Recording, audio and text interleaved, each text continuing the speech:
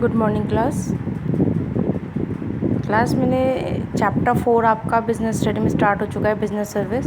इसकी मैंने full chapter की जो आपके नोट्स प्रोवाइड करवाना है सबकी पीडीएफ भेज दिया। लेकिन जो मैं आपको वीडियो रिकॉर्डिंग करके चैप्टर समझाऊंगी सिर्फ आपको उतना नोट डाउन करना है कॉपी में।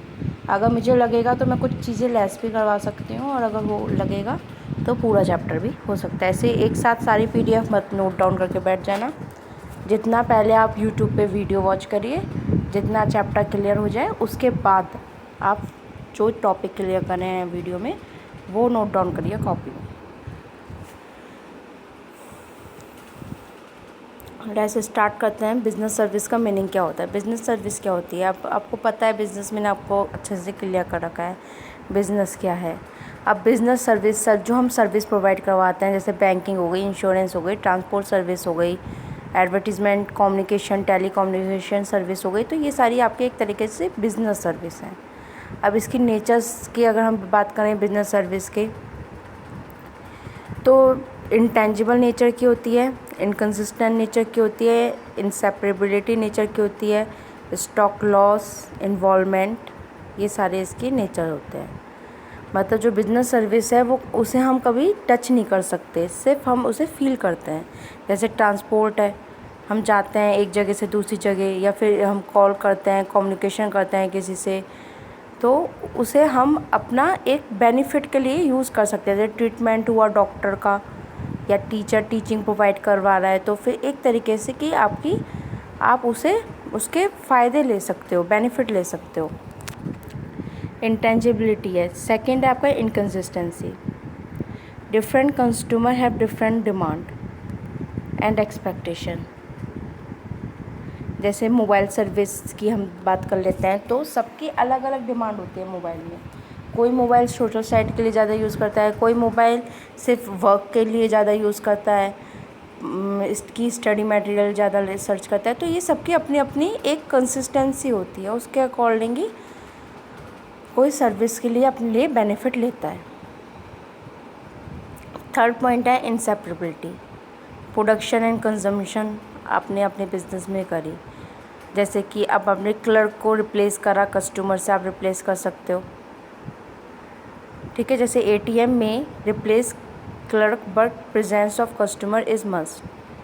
अगर जैसे आप एटीएम में आप कुछ भी एटीएम से पैसे निकालने गए हो, तो वो आपको प्रोवाइड कौन करेगा, बैंक का क्लर्क की तो आपको एटीएम प्रोवाइड कराएगा, तभी तो आप बैंक की सर्विस ले सकते हो। जब तक आपके पास एटीएम कार्ड नहीं होगा तो आप कैसे उसके कस्टमर होगे उस बैंक के। वो उस बैंक के आप कस्टमर तभी होगे, चाहे बैंक ऑफ बड़ौदा है या पीएनबी, तो आप तभी वहाँ के कस्टमर कहलाओगे जब वहाँ का एटीएम आपके पास होगा।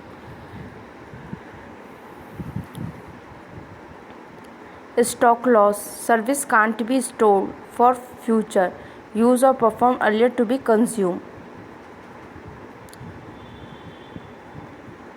जैसे एयरलाइंस हो गई आपकी, या होटल में आपने कोई सर्विस प्रोवाइड ली, आप गए तो वहाँ पे आपका रिफ़्रेशमेंट के लिए आपका बहुत ज़्यादा ऑनर हुआ, पानी लेके आया सर्वेंट, तो एक तरीके की आपको वहाँ की रेस्टोरेंट की सर्विस मिल रही है।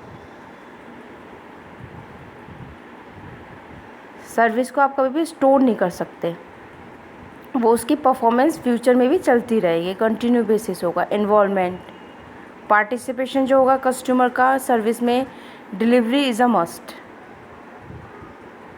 है ना। तभी कस्टमर पार्टिसिपेट कर सकता है जब उसे वो सर्विस प्रोवाइड करी गई है, उसकी डिलीवरी हुई है। जैसे मोबाइल फ़ोन की है, तो मोबाइल फ़ोन के स्पेसिफाइड फीचर मॉडिफाई होते रहते हैं। अब यहाँ टाइप ऑफ सर्विस की बात कर लेते हैं। तो टाइप ऑफ सर्विस में आपके सोशल सर्विस आती है, पर्सनल सर्विस और बिजनेस सर्विस। बिजनेस सर्विस में आपकी बैंकिंग, इंश्योरेंस, कम्युनिकेशन, ट्रांसपोर्टेशन ये आएगी। पर्सनल में आपकी डिफरेंट कस्टमर्स, टूरिज्म या रेस्टोरेंट, ये सर्विस हो जाएगी। और सोशल सर्विस में आपकी जितनी भी हेल्थ केयर हैं या एजुकेशन सर्विस हैं या एनजीओ। तो 3 टॉपिक आप ये पूरे अपने लर्न भी करिए, कॉपी में नोट डाउन भी करिए। बस एक चैप्टर और रह गया है बिज़नेस का, 5 चैप्टर आपके हाफ ईयरली में आएंगे टोटल। और इस सब की प्रिपरेशन लर्निंग बुक में से भी, केस स्टडी भी आप प्रिपेयर करते चलिए हाथों हाथ, हैंड टू हैंड। अदरवाइज़ 1-2 हम क्लास में ले लेंगे केस स्टडीज़ की भी। हैंड टू हैंड लर्निंग करते हुए चलिए। Have a nice day student.